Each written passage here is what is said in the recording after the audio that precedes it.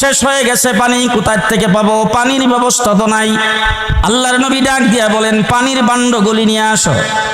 সবাই পানির থলিগুলি, পানির বান্ডগুলি নিয়ে আসার পরে রাসূল একটা বর্তনের মধ্যে সবগুলো যারা দিয়েছেন, কোনোটার থেকে কোনো পানি পড়ে নাই, কোথাও 1 ফোঁটা, কোথাও 2 ফোঁটা পড়েছেন।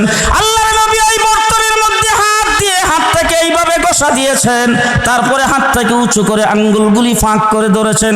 প্রত্যেকটা আঙ্গুলের ফাঁক দিয়ে পানির নহর জারি হয়ে গেছে।